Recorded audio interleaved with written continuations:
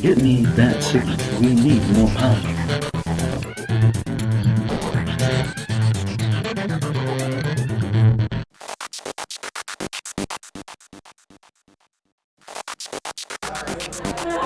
It's been great. And it's so different. Like the last time when I had Veronica Mars on the air, there was no Twitter, and so this has been kind of my first time to have social media with a show, and it was also an odd thing for us because we had shot all of our episodes, everything was in the can before they ever started airing.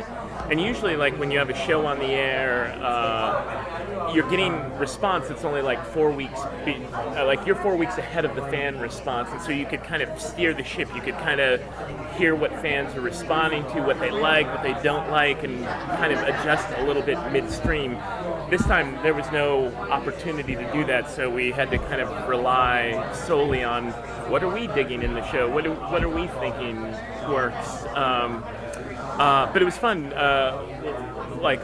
It's such a weird generational thing now. Like all of our actors are so dialed into their social media, and I kind of learned it all when we were doing the Veronica Mars movie. But like, it's an intense thing. Like on show night, it's like almost part of the job now to get out there and respond to people on Twitter and really check it out.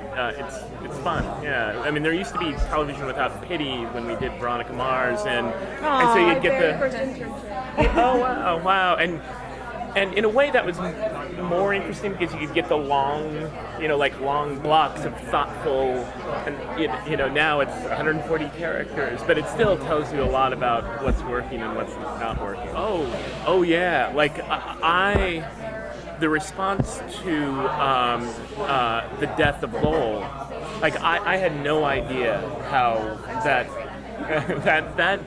shocked me. I mean, we knew we had him for 5 episodes, so that was always the plan.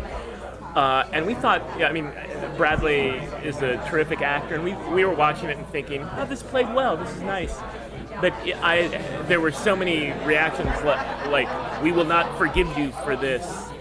There's a William Goldman story and adventures of the screen trade, and he's talking about doing the Redford movie, The Great Waldo Pepper, and he says the thing that went wrong in that movie is they cast an actress who was too good. They cast a young Sarandon, like a young, brand new Susan Sarandon, and she dies in the middle of the movie, and William Goldman says, and the audience never forgave us. She broke their hearts, and they would not respond. And suddenly, as I'm watching our season unfold, I'm like, oh my God, we Susan Sarandoned ourselves, and but I think they got past it. And then there were some things that really I felt pretty sure this is how this is going to play out, and I felt like it did. Like I knew, I had a sense that in the early part of the season that Major would be viewed as, oh, he's the boyfriend pining away, and that's not that interesting.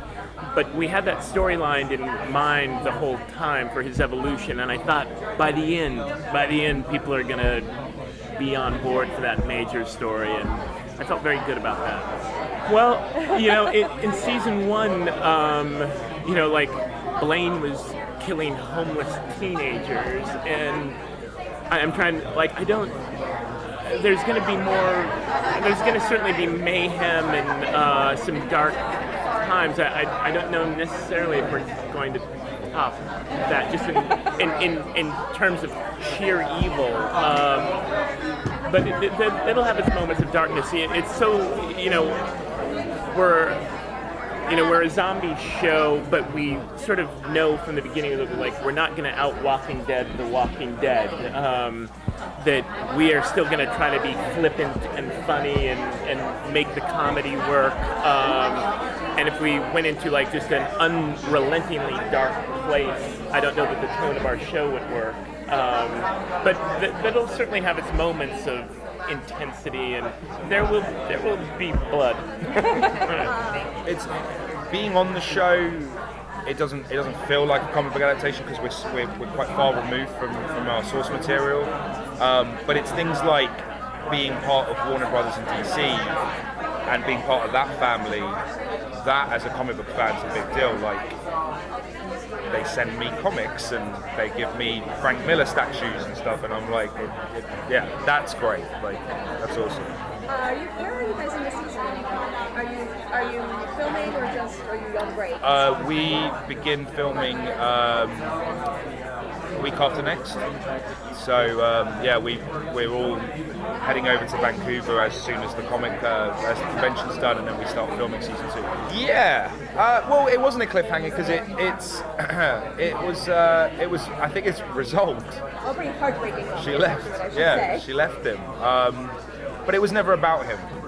It was that whole thing. It was about Liv. It was their relationship. He was just collateral damage, unfortunately, and so was their relationship, which hadn't fully formed yet. It was still in its early days. But I do know that there's going to be some resolution to that in season 2. The Cure. Well, that was the last batch.